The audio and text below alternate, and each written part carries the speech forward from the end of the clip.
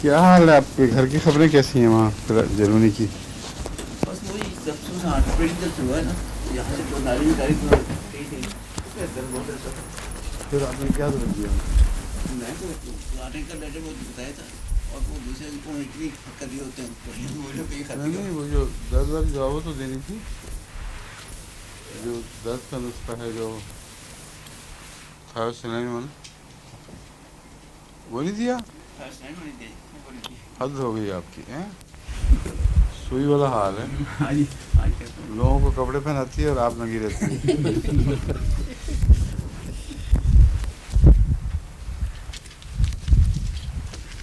بھیجیں بیچاری تکلیف میں ہیں، اور آپ کا کافی خیال رکھ کے آپ کو واپس بھیجا انہوں نے۔ دیکھا پہلے سے جرمنی کتنے ہفتے رہے ہیں آپ؟ کتنے دن رہے ہیں؟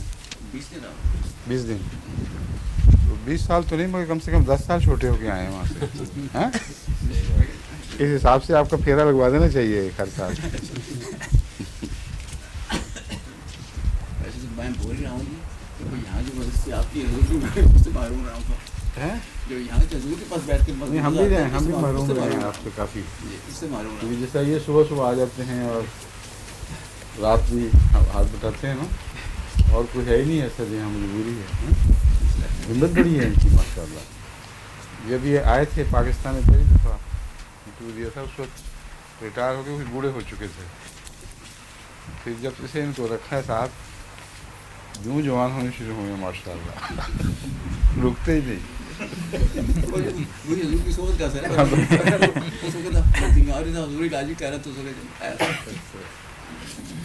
اچھا آرم پڑھا دیا؟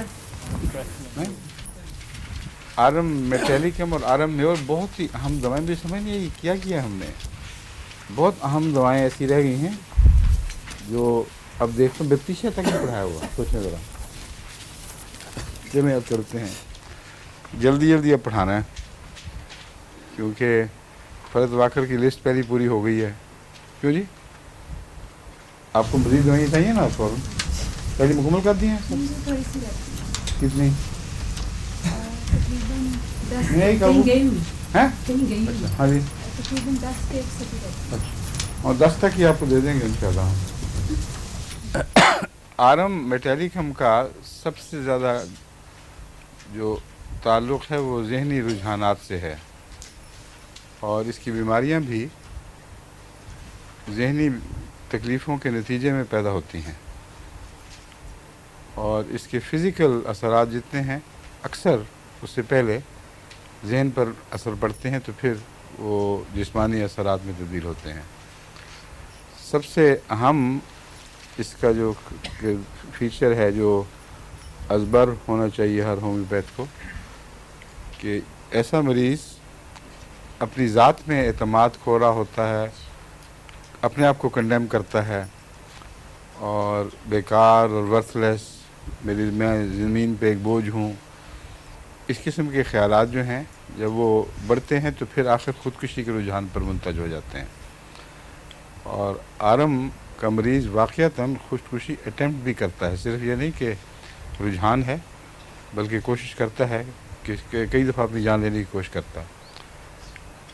دوسری بات اس کی نمایاں یہ ہے کہ ویسے وڈرون ہے، اپنی ذات میں گما ہوا اور مایوس، لیکن جب اس کو اراؤز کر دیا جائے، کسی بات پہ اس کو چھیڑ دیا جائے، تو جو جان لینے کی وائلنس ہے اپنی ذات کی وہ دوسرے کی طرف منتقل ہو جاتی ہے۔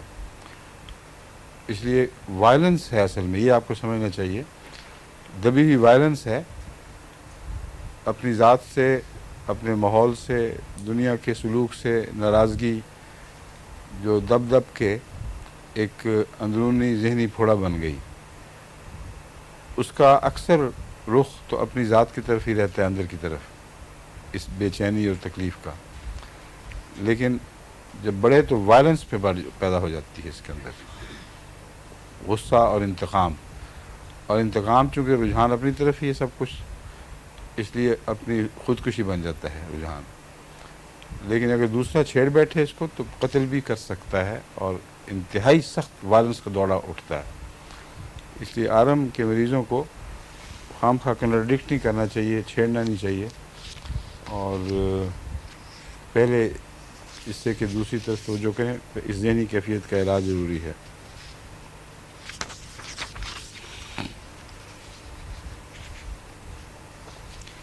اس کی انسینٹی جو عام طور پر یعنی پاگل پن بیان کیا جاتا ہے، اس کے رخ بھی بیان کیے جاتے ہیں ہومیوپیتھک میں، یہ جذبات سے ذہن کی طرف گئی ہے یا ذہن سے جذبات کی طرف۔ آرم میور کا رخ جذبات سے ذہن کی طرف ہے، آرمیٹ کا اس کا بھی یہی حال ہے، آرم میور کا بھی۔ آرمیٹ کا رخ جو ہے وہ جذبات سے ذہن کی طرف ہے، یعنی پہلے اس کی انا کچلی جاتی ہے، اپنی ناکامیاں اس کے اوپر چھا جاتی ہیں، تو جو جذباتی عذاب اس کو ملتا ہے وہ پھر رفتہ رفتہ ذہن کی طرف منتقل ہوتا ہے، جبکہ شروع میں اس قسم کی علامتیں ظاہر ہونے کے باوجود انٹلیکٹ یعنی سوچنے سمجھنے کی قوت اور باتوں کا موازنہ کرنا، یہ ساری چیزیں اس کے اندر موجود رہتی ہیں۔ لو جی آ گئی فائدہ۔ تم کہاں سے آئی ہو؟ تمہارے پیچھے تو ہمیں آدمی دوڑائے ہوئے تھے، ہیں؟ کہاں؟ یہ پوچھو نعمہ کھوکر گئی تھی، کہاں آپ آئی تھیں؟ اوپر تک، اس سے اوپر تھی یہ شاید، کوئی نہیں آیا نا اوپر، ہیں؟ اچھا ٹھیک ہے۔ آرم میٹیلیکم یعنی سونا، سونے کی میٹل، آرم میٹیلیکم، اور آرم میور ہے سونے کا کلورائڈ، نمک جو سونے سے بنتا ہے۔ تو فائدہ ہم آرم میٹیلیکم کی بات کر رہے ہیں، اس کا زیادہ تر اثر جذبات کے اوپر ہوتا ہے پہلے، یعنی ایسا مریض جو جذباتی طور پر ناکام اور نامراد محسوس کرے اور رفتہ رفتہ اس کی ناکامیاں سیلف سینشر، ہر وقت اپنی ذات کو کنڈیم کرنے میں تبدیل ہو جائیں، بات بات پہ وہ یہ کہے گا میں تو کسی لائق نہیں ہوں، میں تو ناکام ہوں، نامراد ہوں، میں ایک بوجھ ہوں، اور یہ ایسا مریض پھر سکڑتے سکڑتے اپنے حجرے میں چلا جاتا ہے، بیوی بچوں سے کوئی تعلق نہیں رہتا ہے تو اور اداسی بڑھتی ہے اور کام چھوڑ دیتا ہے، کہتے ہیں میں کر ہی نہیں سکتا، مجھے کامیابی ہو ہی نہیں سکتی۔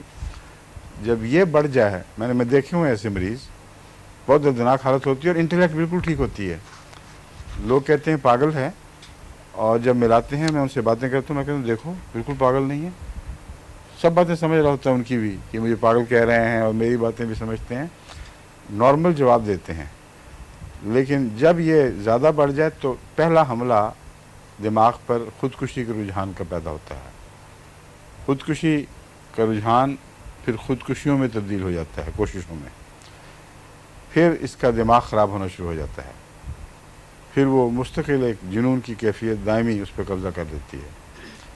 اس سے پہلے اس کو اگر چھیڑا جائے اور غصہ دلا دیا جائے کسی بات پر، تو وہ جو دبا ہوا مسکین سمجھ بیٹھا ہوا ہے ایک دم وائلنٹ ہو کر حملہ آور بھی ہو سکتا ہے۔ تو وائلنس ہے جو دبے ہوئے جذبات کے نتیجے میں ایک اندرونی زخم بن گئی ہے، پھوڑا سا بن گیا ہے۔ ہاں؟ نہیں، ڈپریشن کے اندر وائلنس نہیں ہوا کرتی، یہ ڈپریشن اور قسم کا ہے جو میں بیان کر رہا ہوں، اس کو یاد رکھیں، نام اس کا ڈپریشن نہ دیں۔ ڈپریشن لفظ تو کئی قسم کی حالتوں پر اطلاق پاتا ہے جو اس کو بیان نہیں کر سکے گا، جو میں نے نقشہ کھینچا بس اسی کو یاد رکھیں۔ پھر جب یہ وائلنس آخر دوسروں پر بھی منتقل ہونے لگتی ہے، وہ وقت ہے جب کہ دماغ خراب ہونے لگتا ہے، اور کچھ دیر کے بعد مریض پھر تھک کر ماحول سے تعلق کاٹ لیتا ہے اپنا، یعنی ذہنی طور پر، اور پھر ایک اول جلول بکنے والا، کبھی گھٹا ہوا کبھی وائلنٹ ہونے والا، عدلنے بدلنے والا مریض بن جائے گا۔ جہاں تک اس کے بیماریوں کے جسمانی ہونے کا تعلق ہے، اس کا بھی انہی باتوں سے تعلق ہے، اس کا جگر پر اثر پڑتا ہے، اور اس کا جگر کا اثر ہمیشہ دل کے ساتھ، دل کی خرابی کے ساتھ متعلق ہوتا ہے. تو دل لمبے بد اثرات کی وجہ سے جب بیٹھ جائے، جواب دے جائے، تو اس کے جو مسلز ہیں، اس کے عضلات وہ کمزور پڑ جاتے ہیں اور جگر بھی جواب دے جاتا ہے. اور اکثر ایسے مریضوں میں دونوں بیماریاں اکٹھی ملیں گی.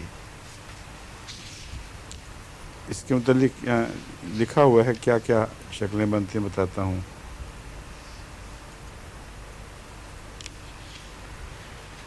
یہ کہتا ہے کہ آرم produces such affections of the liver as are associated with cardiac affections, endocarditis, dropsy of the heart, and rheumatic affections that have gone to the heart. یہ 3 قسم کی چیزیں. اینڈوکارڈائٹس، کیوں ڈاکٹر صاحب بیان کریں اینڈوکارڈائٹس؟ اینڈو جو جھلی کے اندر کی جو جھلی ہے بالکل اس کی اینڈوکارڈیم سے انفیکشن، انفلیمیشن. جی ضرور. اور وہ دل میں کس طرح محسوس ہوگی؟ دل میں تو خیر اس کی درد ہی محسوس ہوتی ہے، لیکن جنرلائز جی جنرلائز قسم کی بیگ اس کرنے میں نہیں ہوتی، وہ نہیں، وہ اسی مقام پہ ہوتی جی. ہے. اور اس میں پھر بہرحال جو بلڈ ٹیسٹ ہم کرتے ہیں اس سے پتہ لگتا ہے کہ کچھ اس کی ہے سوزش وغیرہ. انفارمیشن ہے. جی ضرور. پھر جیسے حضور نے فرمایا کہ اس کے پھر جب جگر پہ بسر ہوتا ہے تو اس سے پھر کچھ اندازہ ہوتا ہے کہ دل کی وجہ پھر سے ڈراپسی بھی ہو جاتی ہے. ڈراپسی، وہ اس کی جیسے حضور نے فرمایا کہ پانی. اس کے مسل کمزور ہو جاتے ہیں ہاں. تو وہ پوری طرح پش نہیں کر سکتا آگے. پھیلنے بھی لگتا ہے. جی ضرور. پانی لنگس کے اندر پیچھے بھرنے لگ جائے گا. کنجسٹو کارڈک فیلئر جسے کہتے ہیں. اور رومیٹک افیکشنز بھی اس میں پائی جاتی ہیں. اس کے ویلوز جو ہیں ان میں elements from grief, disappointed love, fright, anger, contradiction, mortification, یہ سب بیان کر چکا ہوں میں. جو نقشے کھینچے ہیں یہ سب آ گیا ہے. اچھا، اب رومیٹک افیکشنز کون سی ہیں اس کی؟ جگر اور دل کا پتہ چلا، اور دل پر بھی رومیٹک افیکشنز کا حملہ ہوتا ہے. کیوں جی آپ مسز ایاز، افتخار ایاز صاحبہ، آپ نے رپورٹ کر دی ہے ڈیوٹی پہ؟ جی سر. ہاں جی کب سے شروع کر دیا کام؟ جی. اچھا، یہ آپ کی استانی بیٹھی ہے ساتھ ہی. عمر میں چھوٹی ہے مگر اس میں سینئر زیادہ ہے نا، اس لیے یہ آپ کی استاد ہے. سمجھ گئی ہیں نا آپ کہ نہیں؟ کہ اعتراض ہے اس پہ؟ قبول ہے دل سے؟ جی سر. اچھا شکر ہے. Swelling, rheumatic affections with swelling of the joints, affections of the cartilages and bone, inflammation of the periosteum, thickening and induration of the periosteum. یہ آپ کو کیا یاد کرا رہا ہے؟ یہ ساری باتیں آپ کو ارجنٹم یاد کرانی چاہیے. ان باتوں کو آپ کو ارجنٹم یاد کرانا چاہیے. اس لیے یہ دونوں میٹلز ہیں قیمتی، اور یہ عجیب بات ہے کہ دونوں اس اثر میں مشترک ہیں کہ پیری آسٹیم پہ اثر پڑتا ہے، کارٹلیجز پر اثر پڑتا ہے، اور بونز پر. اور وہ جو کارٹلیجز جب جواب دے رہے ہوتے ہیں تو پھر جوڑوں کے درد اس کے نتیجے میں اٹھتے ہیں. تھکننگ، انڈوریشن، یہ سب شروع ہو جاتی ہے. ہڈی کے ارد گرد جو باریک جھلی ہے اس کے اندر بے شمار نروز بھی ہوتی ہیں، اور بھی پتہ نہیں کیا کیا چیزیں رکھی ہوئی ہیں اللہ نے اس میں. وہ جھلی جو ریپ کرتی ہے ہڈی کو باریک، وہ خراب ہو جاتی ہے. اور آسٹ ہڈی کو کہتے ہیں نا، پیری آسٹیم، ہڈی کے گرد لپٹی ہوئی چیز. Knife like pains in the periosteum, pains in the joints rendering them immovable. یہ بھی بیماری ملتی ہے عام طور پر. یہاں کئی دفعہ لوگ آتے ہیں کہ ہمارا جوائنٹ کھڑا ہو گیا. ایک تو اس کو کہتے ہیں فروزن شولڈر، اور روماٹزم سے بھی ہوتا ہے. یہ ہو سکتا ہے کسی ٹروما، انجری کی وجہ سے بھی ہو جائے، لیکن روماٹزم سے بھی ہو جاتا ہے. تو روماٹزم سے اگر یہ ہو تو اس میں اس کا امکان ہے اگر باقی علامتیں ملتی ہوں کہ آرم میٹیلکم اس کو کیور کر سکے. اور بونز کی انفلمیشن کے ساتھ بون کا معوف ہو کر بھرنا اور گھس کے یا بھر کے ٹوٹنا، یہ بھی اس میں شامل ہے.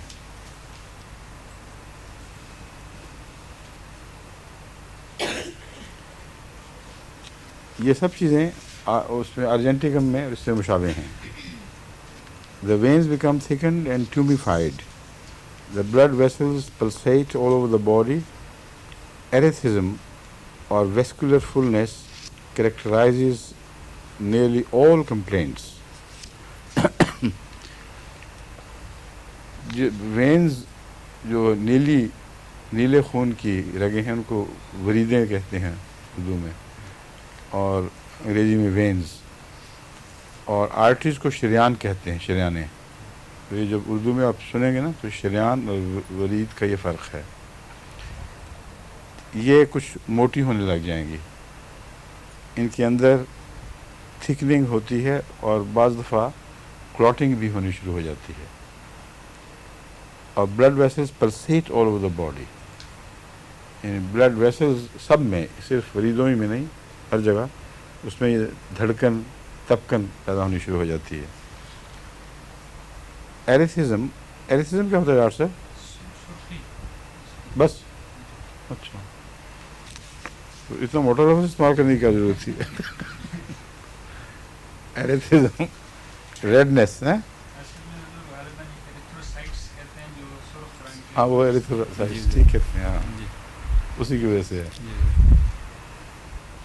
تو ایریتھزم اور ویسکولر فلنس کریکٹرائزز نیئرلی آل کمپلینٹس. میرا خیال ہے اس کا مطلب پھر سرخی نہیں ہے صرف، بلکہ خون کے سرخ ذرے جب وریدوں میں کہیں یا جوڑوں میں کہیں بیٹھتے ہیں تو اس سے رومیٹزم پیدا کرتے ہیں. اور اب تو اس کے متعلق پوری ریسرچ ہو چکی ہے کہ رد عمل جب زیادہ بڑھ جائے تو خون کے ذرے اپنی طرف سے علاج کے لیے وہاں جاتے ہیں، اور وہاں جا کر ان جوڑوں پر، ان جگہوں پر جہاں تکلیف ہے وہاں بیٹھنے لگ جاتے ہیں. وہ پھر بیٹھ کر خود ایک فرکشن اور بیماری پیدا کر دیتے ہیں. تو باہر سے تو سرخی وہ نظر آ نہیں سکتی، اس لیے غالباً سرخی کی بجائے یہاں معنی یہی ہوگا کہ خون کے ذروں کا اجتماع، سرخ خون کے ذروں کا اجتماع، کیونکہ یہ بات کر رہا ہے ویسلز کے اندر. ہاں یہ جوڑوں کے اندر ویسلز نہیں ہوں گی، باہر کے ارد گرد نہیں، وہی جو ارد گرد کی ہوتی ہیں، ان کی مراد ہے جوڑوں کو جو خوراک پہنچاتی ہیں. جی جی خون کی وہ رگیں جو جوڑوں تک خوراک پہنچاتی ہیں، ٹھیک وہاں سے کیپلری میں سے رس کے جی تو اس کے جو ذرے ہیں وہ جوڑوں میں بیٹھتے ہیں، باہر نہیں بیٹھتے. کیپلریز میں سے اس کے ذرے پھٹتی ہیں، کیپلریز یا اوور اسٹریچ ہو جاتی ہیں، تو ایکچولی چھوٹے چھوٹے خون کے ذرے وہاں لیپ کر دیتے ہیں اس جگہ کا، وہاں بیٹھ جاتے ہیں. اس سے پھر کافی تکلیفیں پیدا ہو جاتی ہیں. یہ جو ریسرچ ہو رہی ہے لیٹسٹ رومیٹزم میں، اس میں یہ بھی ہے بیان کہ اس کا بھی پھر ان کو آپریشن کر کے بعض اسکریپ کرنا پڑتا ہے اور علاج ڈھونڈنے پڑتے ہیں. تو یہ بھی چونکہ خون اندر کی بات کر رہا تھا، خون کی رگوں کے، اس لیے میں سمجھا تھا کہ سرخی مراد نہیں ہوگی. Edema of the extremities with pitting upon pressure which occurs in heart and liver affections. یہ عام بیماری ہے دل اور جگر کی خرابی سے کہ جسم کے کچھ حصے پھولتے ہیں اور پٹ کرتے ہیں پریشر پہ. اور اکثر عورتوں میں ٹانگوں میں اور ٹخنوں کے گرد یہ نشان پہلے ظاہر ہوتا ہے، کیونکہ ان کو اکثر پریگننسی کے دوران اتنے زیادہ پریشر برداشت کرنے پڑتے ہیں کہ اس کی وجہ سے یہ کمزوری کا رجحان بن چکا ہوتا ہے. اگرچہ ان دنوں میں اکثر بچی رہتی ہیں، لیکن بعضوں کو ان دنوں میں بھی یہ تکلیف ہو جاتی ہے. اس لیے وہاں جو ٹانگوں پہ انگلی لگائیں یا پاؤں پہ لگائیں تو دب جاتا ہے، پھر آہستہ آہستہ اٹھتا ہے. اس کا علاج آرم میٹیلیکم بھی ہے. یعنی جگر اور خون کی، دل کی بیماریوں میں، بہت سی بیماریوں میں، اپوسائنم میں بھی ہے، ایپس میں بھی ہے، دوسری جگہوں میں بھی ہے، اس لیے اس کو معین نہیں کیا جا سکتا اس کے ساتھ کوئی. the medicine wonderfully affects the glands, the parotid glands, the glands about the groin, the lymphatic in abdomen, infect the glands everywhere. پہلے کہہ دیتا چھٹی ہوتی ہے. ہر جگہ جہاں جہاں حدودیں ہیں وہاں ان کی انفلٹریشن شروع ہو جائے گی. ان کے اندر وہ کچھ مادے بیٹھیں گے, وہ پھولیں گی, تکلیف پہنچائیں گی.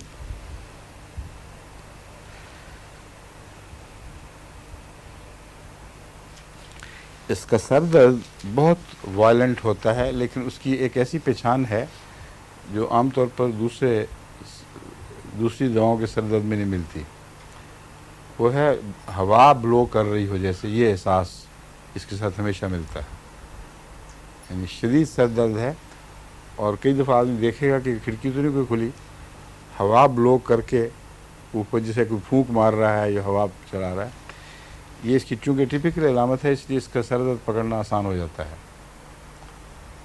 جیسے میں نے نیٹری میں کا کہا تھا نا, چھوٹے چھوٹے ہتھوڑے لگنا, اس طرح کوئی نہ کوئی خاص علامت کسی نہ کسی بیماری سے اگر باندھ دی جائے تو بہت پھر آسانی پیدا ہو جاتی ہے یاد رکھنے میں. ورنہ اتنے بڑے کنفیوژن میں جہاں 100 دواؤں بھی ہو سکتی ہیں ایک مرض کی, وہاں آپ روزمرہ کے سوال جو آپ کے ذریعے دوائی تلاش کر نہیں کر سکتے. جی آپ کر لیتے ہیں؟ اچھا جی, اچھا جی. یہ خوبی ہے اس کی, ہماری عارفہ کی, کہ جن مریضوں کے متعلق اس کو خطرہ محسوس ہو کہ ہمارے بس سے نکل رہا ہے یا از خود کہیں وہ اونچا جا رہا ہے, تو وہ ہمیشہ مجھے مار کرتی ہے اور پھر مجھ سے آ کے پوچھتے ہیں کہ یہ ہمیں وارننگ دی ہے عارفہ نے, یہ بتائیں ٹھیک وارننگ ہے کہ نہیں. اور اکثر ٹھیک ہوتی ہے. کہتا ہوں بالکل ٹھیک کیا ہے. آپ کو یہ نہیں نسخہ لکھا ہوا سلیم کا, وہ سمجھتے ہیں یہ الہی نوشتہ ہے اس کا. چل آنکھیں بند کر کے تو یہ نوٹ کر لیتی ہے کہ یہ نسخہ پہلے ٹھیک ہوگا, لیکن اب جو استعمال کیا جا رہا ہے مسلسل, یہ خطرناک ہو سکتا ہے. تو آپ بھی نوٹ کریں اس بات کو, ٹھیک ہے.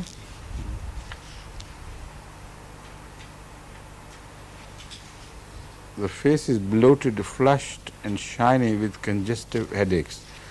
جب سر درد ہو تو چہرہ اس وقت پھولا ہوا اور بلوٹ کیا ہوا, سے ہوا بھر کے نا وہ غور سے تنا دیا جائے جلد کو, اور اس کے کھچاؤ کی وجہ سے شائننگ بھی ہو جاتا ہے. اب اس کی مجھے یاد نہیں تھی پہلے علامت, مگر مجھے اب یاد آتا ہے. کئی دفعہ سر درد کے مریض ایسے آتے ہیں, اس طرف پہلے خیال نہیں گیا, حالانکہ یہ علامت دیکھتی دماغ میں یہ آنی چاہیے تھی دوا. The hair falls out copiously. The head becomes bald. اب دیکھ لیں اپنے اپنے سر سارے, بہت بال جھڑتے ہیں اس میں. ہاں ہاں ہاں وہی ہے. میں نے وہ یہ نوٹس کیا میں نے. ہاں شکریہ. وہ اس کا بوٹینک نیم حضور ہے آرپیمنٹ. اچھا اچھا, اس کا آرپیمنٹ. جی وہ آپ تو کہتے تھے میں ہار گیا ہوں, مجھے نہیں ملی. کاشی رام کی بک چیک کی تھی, اس میں ایک ڈکشنری میں آرپیمنٹ لکھا ہوا ہے ہڑتال. ٹھیک ہے ٹھیک. پھر میں نے جو صبح دلدار صاحب کو وہاں فون کیا تھا, ڈاکٹروں سے کنفرم کیا, ان کا یہی چیز ہے. شکریہ, بڑی آپ تحقیق کی ہے ماشاء اللہ. اور اس سردردی میں اگر بال جھڑنے شروع ہو گئے ہوں تو اسی کی دوائی بنائیں. ٹھیک ہے. اس میں بھی بال بہت جھڑتے ہیں, اور بال جھڑنے کی بیماری تو عام ہے اور اکثر لوگ شکایت کرتے ہیں, مگر اس وقت معین دوا جو وہ یاد نہیں آتی بعض اوقات. ایک جو روزمرہ کا نسخہ ہے وہ ایک تو ایسڈ فاسٹ استعمال کیا جاتا ہے, جو میں نے ایلوپیشیا کا نسخہ دیا ہوا ہے. وہ بھی اگر وہ بیماری کے نتیجے میں ہوں, کسی خاص معین بیماری کے نتیجے میں, فنگس گروتھ کی وجہ سے, تو پھر بہت جلدی اس سے شفا ہو جاتی ہے. عموماً ایسڈ فاسٹ یا بعض صورتوں میں گریفائٹس کارآمد ہے. فاسفورس بھی, ہاں فاسفورس بھی اور ایسڈ فاسٹ دونوں ہی مفید ہیں. لیکن ایک جو عمومی چلنے والا ہے وہ ہے نیٹرومیور اور بیسیلینم 200 میں.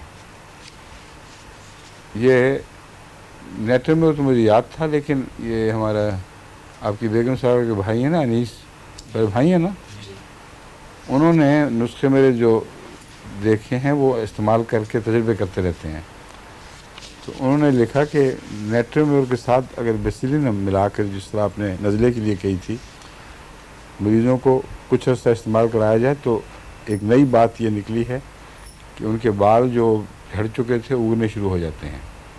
بعض گنجوں کے بھی بال نکلنے شروع ہو گئے ہیں، اور جو بھی نکلتے ہیں سیاہ رنگ کے نکلتے ہیں، وائٹ کبھی نہیں، سفید کبھی نہیں نکلتا. اس کا مطلب ہے کہ وہ سیل کو صحت دیتے ہیں، تو صحت مند سیل سے پھر تازہ سیاہ بال ہی نکلنا چاہیے. تو انہوں نے یہ توجہ دلائی، تو وہ بھی آپ یاد رکھیں بالڈنس میں. اور ایک آرم میٹیلیکم بھی، آرم میٹیلیکم کے گنجے پن کا تعلق زیادہ تر سفلس سے ہوتا ہے، اور سفلس میں یہ ایک اہم دوا ہے آرم. سفلس بھی ہڈیوں کو کھاتا ہے، سفلس میں بھی جگر وغیرہ پکڑے جاتے ہیں، کارٹلیجز ڈسٹرائے ہو جاتے ہیں. تو سفلس کے سر درد بھی بڑی خطرناک ہوتے ہیں، میڈننگ کہلاتے ہیں. یہ بھی میڈننگ سر درد لکھا ہوا ہے. اس لیے اگر سفلس کی وجہ سے جو اندرونی طور پر دبا ہوا بعض دفعہ نسل بعد نسل چلا آ رہا ہے، اگر گنجے پن کا رجحان ہو تو اس میں یہ دوا بھی مفید ہے. اور سسٹمیٹکلی میرے خیال میں پہلے سفیلینم ہی دینی چاہیے لاکھ میں، 1-2 مہینے کے بعد 1-2 ریپیٹ کر دیں.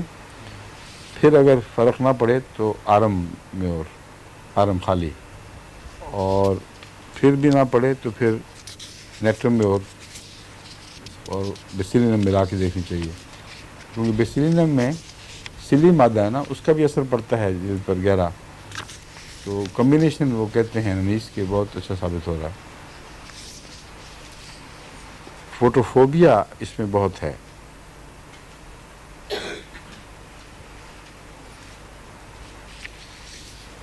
لیکن اس کا جو فوٹوفوبیا ہے یہ صرف سورج سے تعلق نہیں رکھتا، خصوصیت سے گیس لائٹ میں آنکھ کو تکلیف ہوتی ہے اور دھکا لگتا ہے.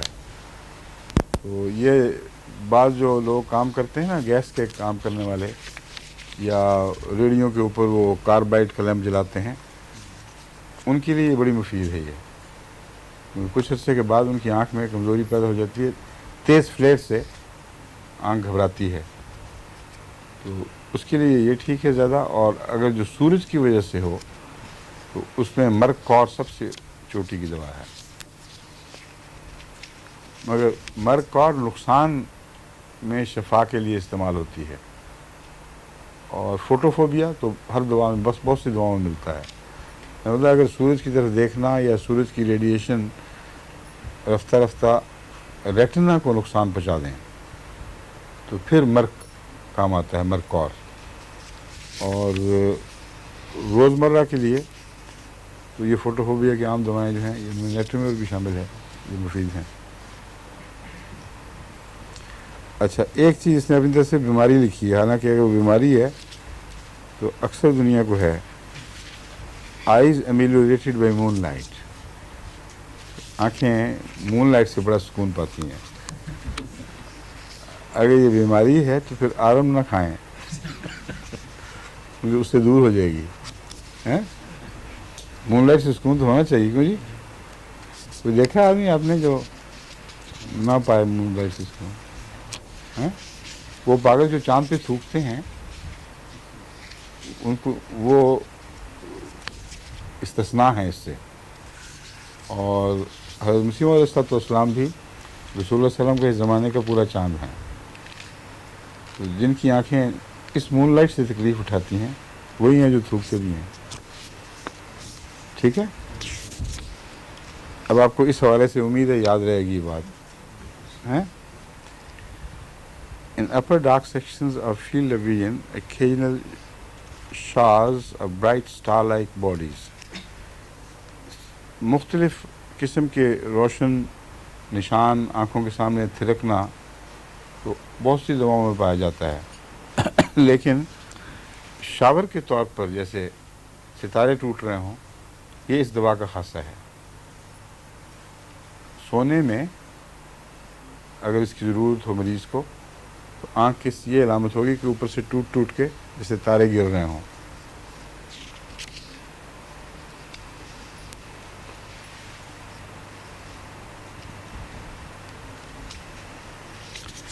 اور اس کا میں نے آپ کو بتایا تھا نا پہلے کہ نہیں؟ مجھے یاد ہے میں نے بتایا تھا اس کا فرق کلکیریا سے. کلکیریا کے ضمن میں بتایا ہوا آپ کو میں نے. کلکیریا اور یہ اپنے رخ کے اعتبار سے بالکل اپوزٹ ہیں. کلکیریا میں نیچے سے شعلے سے چمکدار ستارے سے اٹھ کر اوپر کی طرف جاتے ہیں اور آرم میں اوپر سے نیچے کی طرف اترتے ہیں. تو دیکھو یہ کتنی عجیب باتیں ہیں جن کا عام ڈاکٹری میں کوئی تصور بھی نہیں ہے اور کوئی پہچان نہیں ہے، مگر ان کا گہرا تعلق ہے بیماریوں سے اور ان چیزوں سے جو وہ بیماریاں پیدا کرتے ہیں، ان میٹلز وغیرہ سے. کیلکیریا میں نیچے سے اوپر اور آرم میں اوپر سے نیچے. اب یہ یاد رکھ لینا اچھی طرح.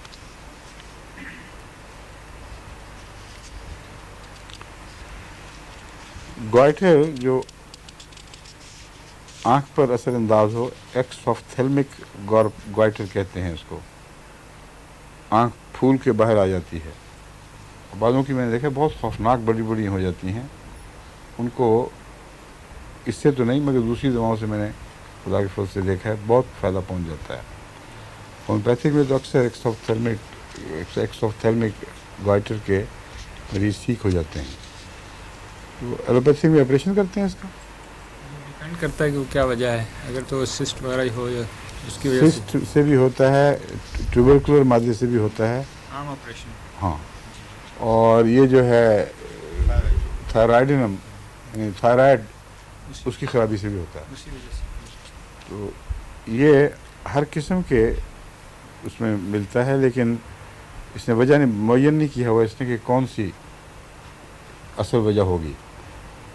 تو اس میں دیکھنا چاہیے کیونکہ تعریف ہے کہ یہ سے کیور ہو جاتا ہے خدا خود کے ساتھ. اور نیٹرمیور کو تو میں نے استعمال کر کے دیکھا ہے. اس کو تو پہلے نہیں کیا، لیکن نیٹرمیور میں ہے یہ بات اللہ کے فضل سے. وہاں بیسیلینم بھی ساتھ ملانا پڑتا ہے.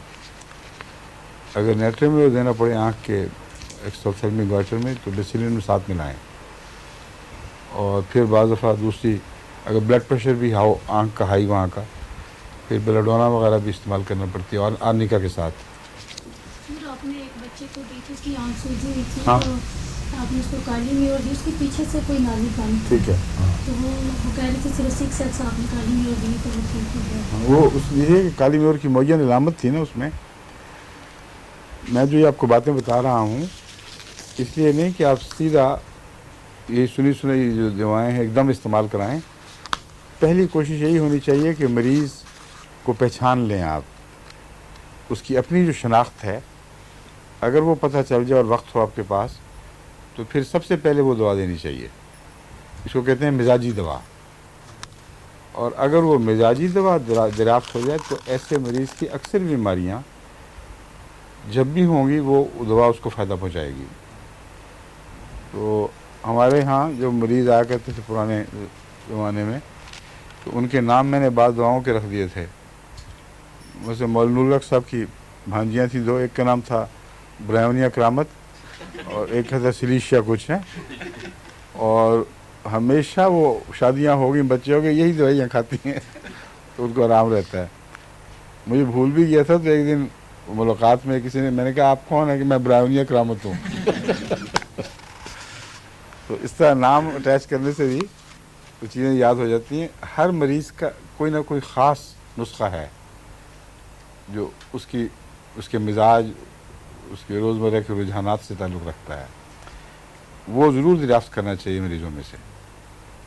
پھر اس کو بتا دیں کہ اگر کچھ اور نہ ہو تو یہ تو کھا لیا کرو. ٹھیک ہے.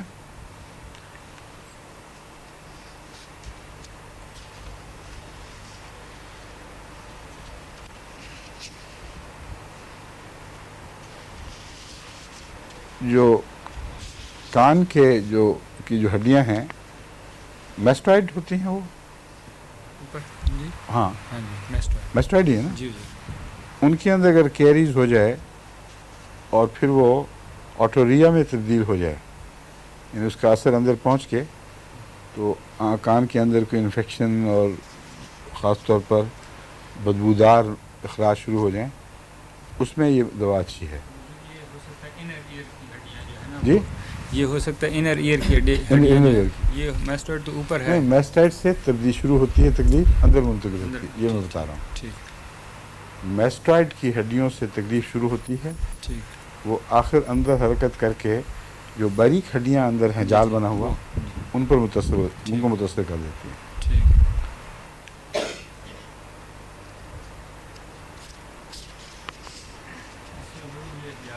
فادر صاحب ہمارے ہیں ان کو کان کی آپ کو انہوں نے لکھا بھی ہے ان کو کان کی تکلیف ہے اس کی وجہ سے مینیئر سنڈروم ہم جسے کہہ سکتے ہیں کہ چکر بھی آتے ہیں متلی بھی ہے اور شائیں شائیں کی آواز بھی ہے. کاکولس میں نے تجویز کی تھی لیکن وہ مانتے نہیں. کھا رہے ہیں. اس سے پہلے کونیم اچھا کونیم اور ٹھیک ہے. کاکولس بتائیں تو صحیح ہے. بہت اچھی چیز ہے کھا رہے ہیں. کونیم اور کاکولس کا کمبینیشن بہت اچھا کام کرتا ہے. ٹھیک ڈاکٹر صاحب نے یہ ملا کے پھر دی تھی. فرق پڑا بہتر ہے ویسے اللہ کا شکر. اور اگر پتہ لگ جائے بیماری کی وجہ تو پھر وہ بھی شامل کر لی جائے دوا ساتھ یا مزاج ان کا ڈھونڈ لیں کوئی.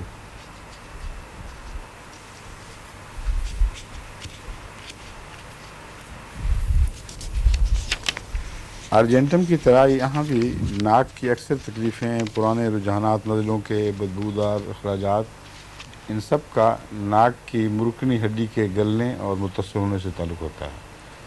بس آرم میں ناک کے جو نزلیں ہیں وہ زیادہ گہری قسم کے کرونک ہوں گے کیونکہ اس کا جھلیوں سے اتنا تعلق نہیں جتنا وہ ہڈی کی سطح پیریوسٹیم وغیرہ کی خرابی سے ہوتا ہے.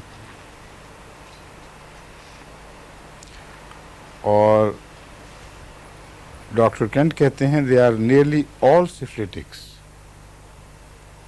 ان کے علم کے مطابق ایسے مریض جن کی ناک کی ہڈیاں گل رہی ہوں اور کرونک نزلے اور بدبودار اخراجات ہوں وہ تقریباً تمام کے تمام سفلس کا مادہ ضرور رکھتے ہیں. جس زمانے میں وہ تھے اس زمانے میں امریکہ میں سفلس کی چونکہ وبا تھی اور کثرت سے اس نے جانیں بھی لی ہیں اور امن تباہ ہوئے ہیں زندگی کے امن تباہ کیے ہیں. لیکن اسی دوران یہ بھی ان لوگوں نے محسوس کر لیا تھا کہ ضروری نہیں کہ کسی کو براہ راست سفلس ہو. آبا و اجداد میں کسی کو ہوا ہو تو وہ بھی اٹھ کھڑا ہوتا ہے دوبارہ. اور بعض دفعہ بیماریوں کی شکل مختلف بیماریوں کی شکل میں بعض دفعہ واقعتاً سفلس کی علامتوں کے ساتھ. یہ ایلوپیتھک دعویٰ ہے 200 سال سے. اور اب آپ دیکھیں جو لیٹسٹ ریسرچ ہوئی امریکہ میں وہ حیران کن ہے. وہ کہتے ہیں کہ ایڈز کے مریض جب زیادہ خطرناک صورت اختیار کر گئے تو ان کے اندر سفلس کی علامتیں پیدا ہو گئیں. اور ہم نے جائزے لیے کوئی سفلس کا مادہ ہے ہی نہیں اور سفلس کو اپنی طرف سے روٹ آؤٹ کر چکے ہیں. تو اس سے بڑا تعجب ہے کہ سفلس کیسے ہو گیا ان کو. پھر جب ریسرچ کی تو انہوں نے کہا کہ اگر 3-4 پشتیں پہلے بھی ان میں سے کسی کو سفلس ہوا تھا تو سفلس چھوڑتا نہیں ہے کبھی. وہ کیور ہو کے ان معنوں میں خاموش ہو جائے گا کہ اب تنگ نہیں کرے گا آپ کو. لیکن اگر جسم کو بہت ہی خطرناک چیلنج درپیش ہو جب اس کا سارا نظام جواب دے جائے تو پھر وہاں سے اٹھ کر کہتا ہے میری بھی باری. وہ بھی اپنا حصہ لے لیتا ہے. یعنی اس کو کہتے ہیں لچ تلنا. سنا ہوا ہے نا لچ تلنا. وہ لچیاں ہوتی تھیں کسی زمانے میں دلی وغیرہ میں اور بڑی نزاکت والی چیزیں بہت باریک باریک پیڑے چھوٹے چھوٹے چھوٹے بنا کے پتلے پاپڑ جیسے ان کی وہ ان کی ٹکیاں بنا کے تو ان کو کہتے ہیں لچیاں نرم نرم مزدار مزدار. تو ایک زمیندار آیا ہوا تھا شہر میں اس نے دیکھا یہ کیا کر رہی ہے عورت لچیاں بنا رہی ہے. تو وہ اپنا پیڑا بڑا سا بنا کے تنور پہ لے جا رہا تھا. تو اس نے کہا تم کیا کر رہی ہو بیٹھی, یہ کیا اتنی بریک بریک چیزیں؟ اس نے کہا میں لچیاں تل رہی ہوں. تو اس نے اپنا پیڑا مارا بیچ میں کہ میں بھی لچ تل گیا. لچ تلنا جو ہے نا یہ ہے. تو یہ سفلس بھی وہ کہتا ہے یہ سب کچھ ہو گیا تو میں بھی اپنا لچ تل لوں بیچ میں, دوبارہ نکل آتا ہے.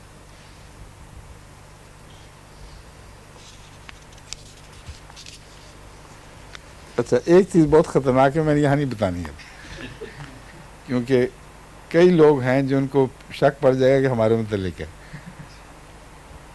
اس لیے اس نام کو چھوڑ ہی دیں سر دست. ہاں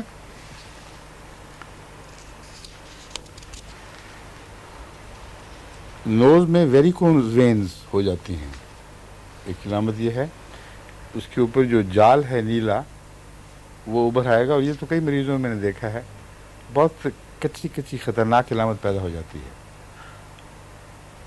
یعنی باریک وریدوں کا جال اٹھ کھڑا ہوتا ہے اور اس کے اندر چھوٹی چھوٹی کلاٹنگ کا رجحان بھی ہو جاتا ہے. ایسا ناک تو لگتا ہے اب گل کے ختم ہو جائے گا. دراصل یہ سب سفلیسی کے شاخسانے ہیں, وہ اس قسم کے حملے کرتا ہے.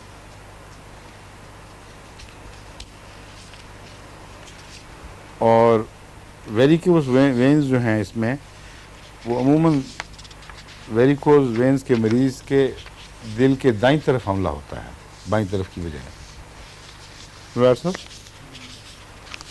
رائٹ وینٹریکولر ویسٹریکولر کیا کہتے ہیں, وینٹریکولر, جی سر فیلئر. اس پہ کیوں ہوتا ہے اس کا حملہ ویریکوز وینز والے کا خاص وجہ؟ جو خون جو وینز ہیں وہ رائٹ وینٹریکل میں پہنچاتی ہیں خون, اس کی کمزوری کی وجہ سے چونکہ آگے نہیں پش کر سکتا اور پھر بیک لاگ ہو سکتا ہے اس کی وجہ سے. ہاں چونکہ ہے ہی وین کی ڈیزیز. جی سر. اور وین یہ ٹھیک ہے, اصل یہی بات ہے.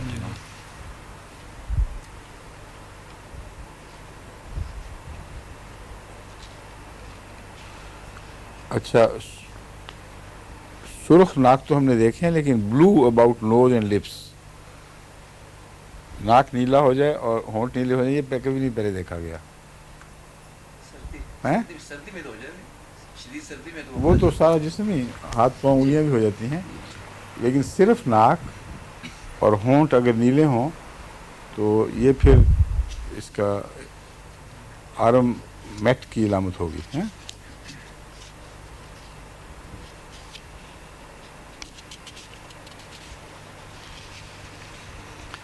جگر کے متعلق دوبارہ پھر یاد رکھیں کہ جب اس کی جگر کی تکلیفیں ہوں تو جگر کو سخت اور پتھر بھی کرنے لگ جاتا ہے.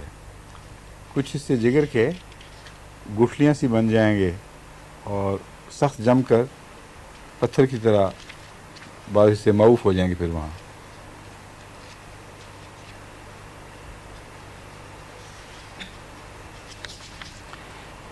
انگوینل ہرنیا یہاں واقع ہوتا ہے, اس جگہ یوٹرس کی انڈوریشن پھول جاتا, اس کے اندر بھر جاتا ہے کچھ مادہ, اور مینسز اس میں ہمیشہ لیٹ ہوتے ہیں اور تھوڑے ہوتے ہیں. یہ ایک ایسی علامت ہے جو پہچان ہے, ورنہ اکثر تو مینسز میں کہہ دیتے ہیں یا زیادہ لمبے یا بعد میں یا پہلے یا بڑے لگے ہوتے ہیں, تو اس کی وجہ سے یہ کہیں کہ مینسز کی حالت خراب ہے. یہ بتا رہا ہے معین طور پہ کہ مینسز لیٹ اینڈ سکینٹی, اور یہ نیٹرمیور میں بھی علامت ہے, لیٹ اینڈ سکینٹی. اور نیٹرمیور میں اس میں فرق یہ ہے کہ نیٹرمیور میں کمر کی درد یا کمر کا درد اور گروئن کا بہت شدید ہوتا ہے, اور جب تک مینسز پورے گزر نہ جائیں بچی عذاب میں رہتی ہے. اور اکثر یہ تکلیف کنواری بچیوں میں شادی شدہ کی بجائے زیادہ پایا جاتا ہے. اس لیے کنواری بچیوں میں اگر مینسز کی یہ تکلیفیں ہوں جو بعض دفعہ ان کو کئی دن انڈسپوز کر دیتی ہیں, بستر پہ لگ جائیں گی, اس میں نیٹریمور کی ایک سنگل ڈوز بھی اللہ کے فضل سے ایک دم کیور کرتی ہے. اور یہ خوبی ہے نیٹریمور کی کہ جب یہ شفا دے تو بہت جلدی اور تیز اثر دکھاتی ہے. نزلے میں نیٹریمور سے یہ متنبع رہنا چاہیے کہ بعض دفعہ شروع میں ضرور بھڑکا دے گا، ضرور تو نہیں مگر بعض دفعہ بھڑکا دے گا، اور ایک دم اتنا زیادہ پانی بہے گا کہ آدمی حیران ہو جاتا ہے کہ یہ کیا ہو گیا ہے، اور اس کے بعد جب ختم ہوگا تو پتہ بھی نہیں لگے گا کہ بے نظرہ تھا کہ نہیں، بالکل چھوڑ کے غائب۔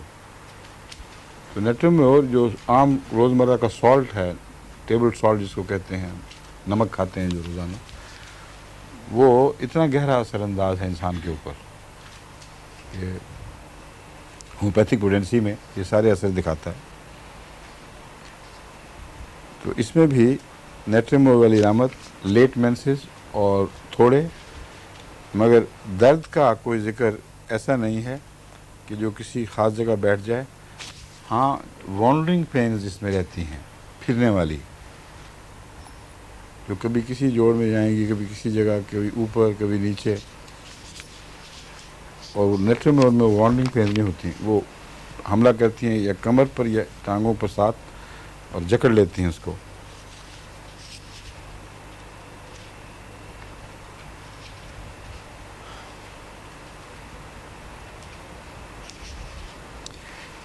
اس کی کچھ علامتیں تو میں نے بتایا تھا نا، اس سے ملتی ہیں ہماری چاندی سے، اور کچھ فرق کرنے والی بھی ہیں، اور یہ ایک جو علامت بتانے لگا ہوں یہ اس میں ہے، چاندی میں اس کے برعکس ہے، آپ کو یاد ہونا چاہیے۔ وہ یہ ہے کہ جب بھی جسم کے اندر تکلیفیں دردیں وغیرہ ہوں تو ہلکی حرکت آہستہ آہستہ سے چاندی کے مریض کو آرام آتا ہے، یعنی ارجنٹم میٹ کے مریض کو نرم آہستہ حرکتیں جو ہیں وہ آرام پہنچاتی ہیں، اس کو تکلیف دیتی ہیں۔ خاص طور پر اگر تیز چلے مریض تو سب سے زیادہ دل پر اس کا آپریشن ہوتا ہے، اور دل لگتا ہے کہ بہت زیادہ خون جا کے نا تو دل کو بند کش جکڑ دے گا یا پھٹنے والا ہو جائے گا، تو ایسے مریض کو پھر ٹھہرنا پڑے گا تاکہ ذرا دل سے خون اتر جائے۔ تو اثر یہ اجتماعی خون ہے جو دل کی طرف ہے جو یہ اثر پیدا کر رہا ہے، اور ارجنٹم میں الٹ ہے، اگر دل میں ایسا احساس ہو کہ گویا سٹیل ہو گیا ہے تو آہستہ آہستہ چلیں گے تو خون نکل کے پھر چاروں طرف پھیلنے لگ جائے گا۔ یعنی یہ نہیں میں کہہ رہا کہ عملاً یہ ہوتا ہے کہ چاروں طرف پھیل جائے، احساس یہ ہوتا ہے مریض کو۔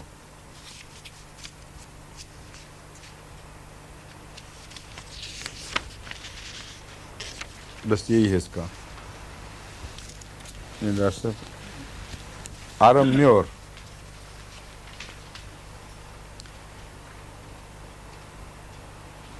آرم میور جو سونے ہی کا نمک ہے، اس کی اکثر تکلیفیں دل کے گرد چکر لگاتی ہیں، اور وہی حساب جگر کی اور دل کی بیماریاں اکٹھی، پیشاب میں یورین بھی آتا ہے، اور گلینڈز پہ بھی یہ اثر انداز ہے، مگر آرم میٹیلیکم جو سونا ہے خالص، وہ گلینڈز کے کینسر میں ذکر نہیں ملتا اس کا، اس کا ذکر گلینڈ کے کینسر میں بھی ملتا ہے، اور کہا جاتا ہے کہ بعض ڈاکٹرز کے تجربے میں کیوریٹیو ثابت ہوا ہے، اگر گلینڈ کا کینسر ہو تو کچھ دوسری علامتیں تو باہر ملنی چاہیے، مگر گلینڈ کے کینسر میں اگر کچھ علامتیں ملتی ہوں تو یوں کہہ لیں کہ آرم میور کیوریٹیو بھی ہے، شفا بخش ہے خدا کے فضل سے۔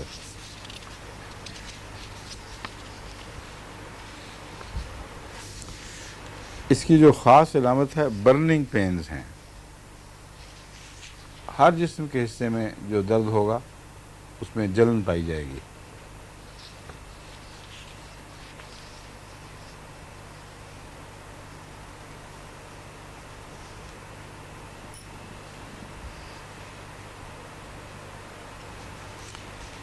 آئیڈیل موسم اس کا ہے ٹھنڈا اور بھیگا ہوا موسم، وہ صرف لطف کے لحاظ سے نہیں بلکہ جسمانی تکلیفوں کو عملاً وہ آرام پہنچاتا ہے، اور اس کے برعکس گرم موسم خواہ وہ خشک بھی ہو لیکن خاص طور پر بھیگا ہوا گرم وہ آرم میور کی سب تکلیفوں میں اضافہ کر دے گا.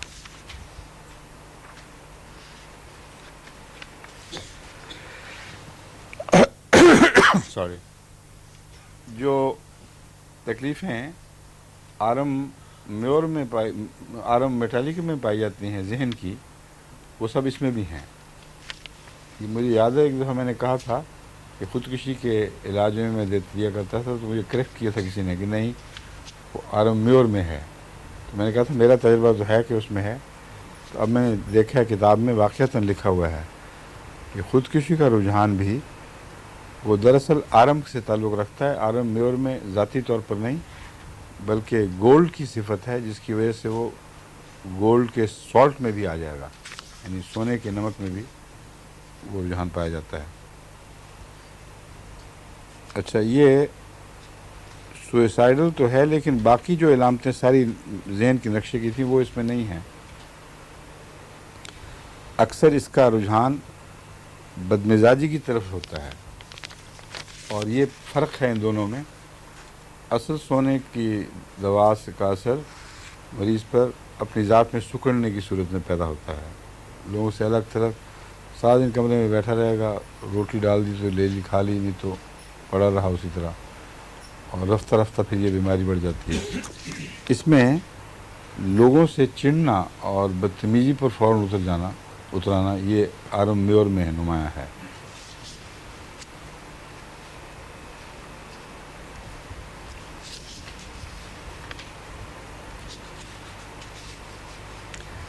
پلسیشنز تو ہیں، میں بتا چکا ہوں نا آپ کو، ہر جگہ پلسیشنز ہوں گی.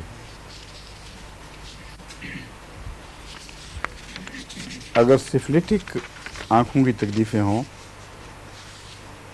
یعنی آنکھوں کی سفلٹک تکلیفیں ہوں، تو اس میں آرم میور بہت مفید بتایا گیا ہے.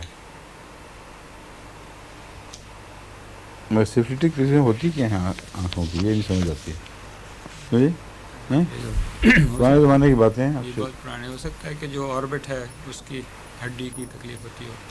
جو بھی ہے وہ صرف آنکھ پر نہیں بلکہ ارد گرد کے ہڈیوں پہ بھی اثر انداز ہوگی، اور اس میں وہ کھا جانے کا رجحان ہوگا زیادہ، اندر اندر کھا جائے چیز کو، بودا اور کھوکھلا کر دے.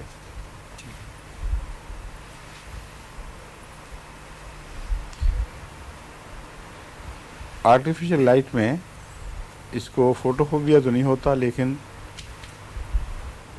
ویژن زیادہ کمزور ہو جاتا ہے.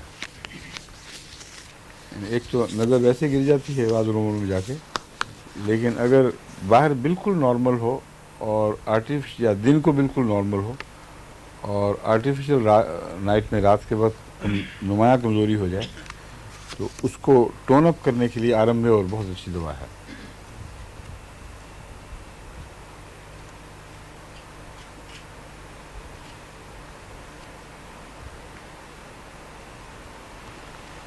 میوزک جو ہے وہ ایگراویٹ کس کس دوا میں کرتی ہے، کچھ پتہ ہے؟ ایمبراگریسا میں، ہاں. اور ہاں اور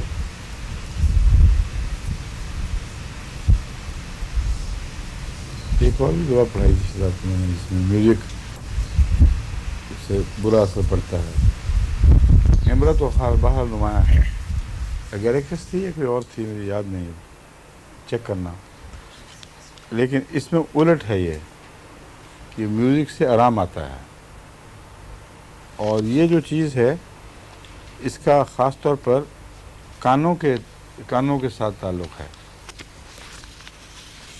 اگر کان کی تکلیفوں میں میوزک سے آرام آئے تو پھر یہ دوا مفید ہوگی.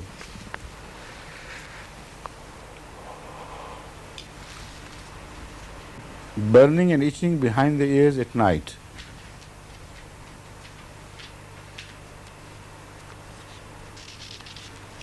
عموماً ناک کی تکلیفوں میں نزلے وغیرہ یہ دوا مفید ہے، اور کہتے ہیں کرونک نزلوں میں اس کو بھی استعمال کرنا چاہیے.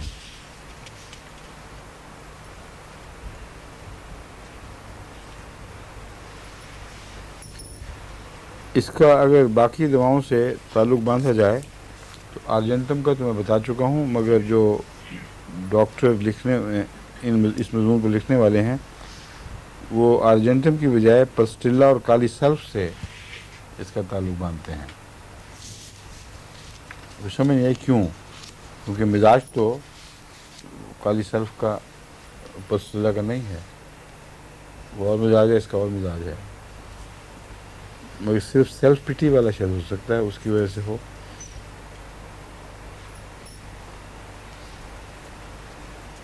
بعض محاورے کسی ڈاکٹر نے کوئی بات دیکھ لی ہو تو وہ پھر پاپولر ہی ہو جاتے ہیں، ہر کتاب میں وہ فقرہ مل جائے گا. Bleeding of the nose on blowing out of the crusts.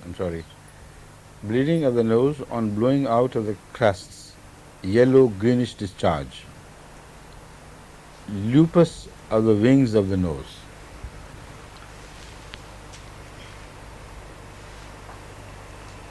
یہ جو بلوئنگ آؤٹ ہے، اگر کرسٹ کو انسان بلو کرنے کی کوشش کرے تو اس سے بعض دفعہ بلیڈنگ ہوتی ہے، اور یہ کئی دفعہ مریض بتاتے رہتے ہیں.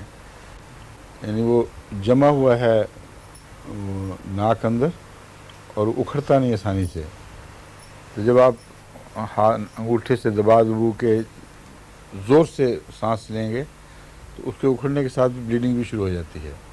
اس کا مطلب ہے وہ کچی سطح ہے جس کے ساتھ چمٹا ہوا ہے. اس میں اس بیماری کا علاج ہے آرم میور میں.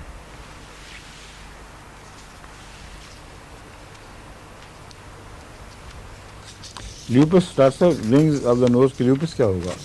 جیسے آپ نے فرمایا پہلے بٹر فلائی کی طرح، ہاں وہ بھی اس میں شکل غالباً بتا رہا ہے کہ یہ جو butterfly actually lupus S L E جسے ہم کہتے ہیں، لیوپس ایریتھمیٹوسس، اس میں یہ خاص علامت ہوتی ہے کہ جیسے بٹر فلائی کی طرح، جی ٹھیک ہے، وہ سیٹ کاٹھی جی کٹ جیسے فرمایا تھا، ہو جاتی ہیں، وہی چیز اس میں بتا رہا تو wings of the nose, wings وہ یہ یہاں وہ جو ہم باتیں کر رہے تھے وہ یہ جگہ ہے، اس میں حضور یہ جہاں جو اینک بیٹھتی ہے نا اس کے ساتھ سے اترتا ہے یوں. جی یہ ونگز ہیں. میرے ذہن میں تو ونگز یہ آ رہے ہیں، نیچے جو چھوٹے سے ہیں نا نتنے کے کنارے، ان میں لیوپس لکھا ہوا ہے.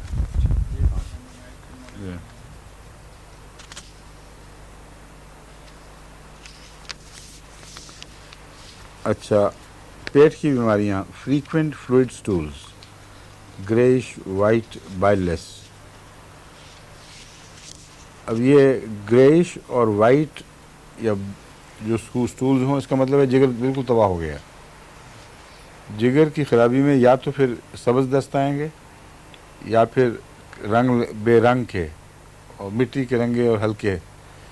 تو یہ خطرناک علامت ہے جگر کی.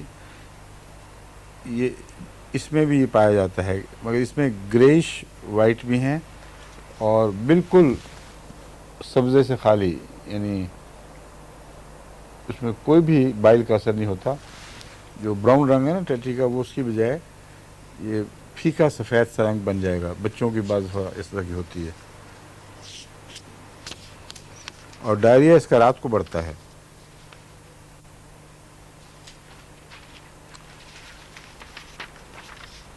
اکثر پیشاب دن اور رات آتا ہے، مگر رات کے بہت زیادہ. میں نے کہا کل جو بچے کو ایک لے کے آئی تھی خاتون کہ اس کا پیشاب ہی نہیں بند ہو رہا کسی طریقے سے، اس کو یہ دیکھ دیکھو. کل کی ملاقات لاؤ گے نا لسٹ، اس میں بتا دوں گا مجھے.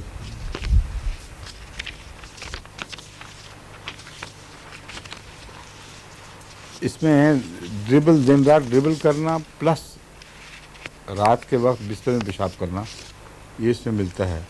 تو اس بچے کی یہی کیفیت تھی. وہ کہتی تھی دن بھی سارا دن، بعض دفعہ اس کو پتہ بھی نہیں لگتا ڈربل کر رہا ہوتا ہے، اور رات کو تو بار بار اس کو پیشاب کرتا ہے.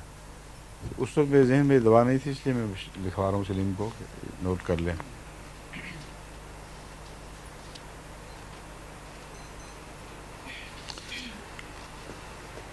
یوٹرس کی انلارجمنٹ میں، اس کی سختی میں، اور سراہی جو رحم کی گردن ہے اس میں اگر انڈیوریشن ہو تو اس میں اس دوا کو فوراً شروع کرانا چاہیے، کیونکہ وہ خطرناک چیز ہے.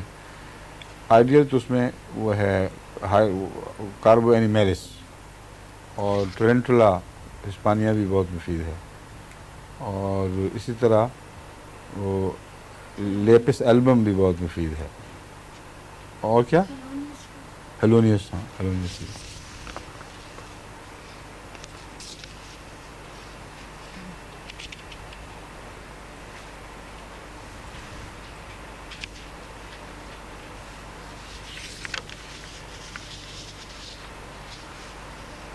اگر ایکسائٹمنٹ کی وجہ سے نیند اڑ جائے تو اور دواؤں کے علاوہ جو اس میں کئی ملتی ہیں، اس میں بھی یہ ہے مادہ کہ اوور ایکسائٹڈ لوگوں کی نیند اڑنے کے نتیجے میں ان کو فوراً نیند لے آتی ہے، لیکن شرط یہ ہے کہ پیلپیٹیشن ساتھ ہو اور دل کی دھڑکنیں معلوم ہوتی ہیں ہر جگہ۔ اور دو قسم کی اس میں خوابیں ساتھ ہوتی ہیں۔ اگر وہ سوئے مریض آخر جب سوئے تو یا تو وائلنٹ ڈریمز ہوتی ہیں، ان میں غصہ، لڑائی، اور یا پھر غم کی ڈریمز، تو یہ دونوں اس کی دو حالتیں ہیں اصل میں، اور مریض جس بیماری کی حد کو جو پہنچ چکا ہے اس کے مطابق اس کی خوابیں بنتی ہیں۔ تو اگر وہ وائلنٹ ڈریمز دیکھ رہا ہے تو اس کا مطلب ہے کہ کافی خطرناک حالت ہو چکی ہے، اور اگر وہ غم کی دیکھ رہا ہے تو مطلب ہے کہ وہ ابھی مرض کی ابتدائی حالت میں ہے اور نسبتاً جلدی اس کو افاقہ حاصل ہو سکتا ہے۔ لیں جی، مٹھی ایک رہے گی۔ اچھا، بیپتیشیا بیلس بھی نہیں پڑھایا آپ کو؟ بیپتیشیا بھی نہیں پڑھایا ہے؟ بوریکس بھی نہیں؟ تو بس بوفو نہیں؟ اگنیشیا تو پڑھا دیا ہوگا آپ لوگوں نے، ایک کا کیا ہوا ہے آج۔ اب آپ کہہ دیں گے کہ ایپیکارڈ بھی نہیں پڑھایا، ہاں؟ لو جی، کل پھر انشاءاللہ، ٹھیک ہے؟ السلام علیکم، خدا حافظ۔ ہاں جی،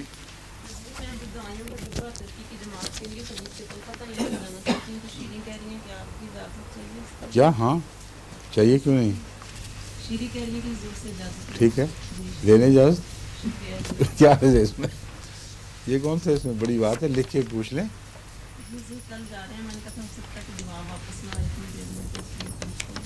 نہیں مگر ان کو بھی تو دیکھنا ہے ان کے پاس تیار ہیں کہ نہیں، دقت ہے کہ نہیں۔ آپ ڈبہ تو لے لیں، اس کو دوائیوں کو خود بھر لیں، پھر وہ بات کر لیں۔ ان کے لیے انتظامی دیکھیں، ان کا کام بہت زیادہ بڑھ گیا اصل میں، اس لیے یہ پھر میرا سہارا ڈھونڈتے ہیں کہ ادھر سے آئے گا تو کچھ وقت لگ جائے گا۔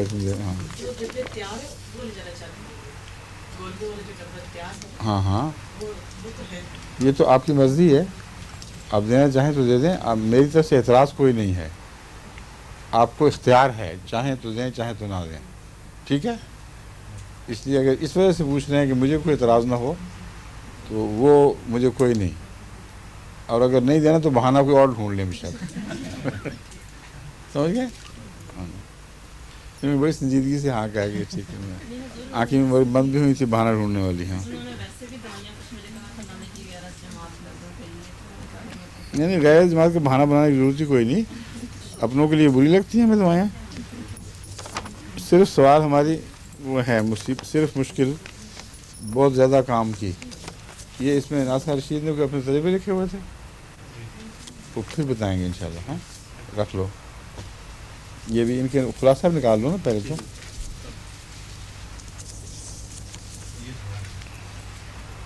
ٹھیک ہے، ہو گیا۔ اچھا، السلام علیکم۔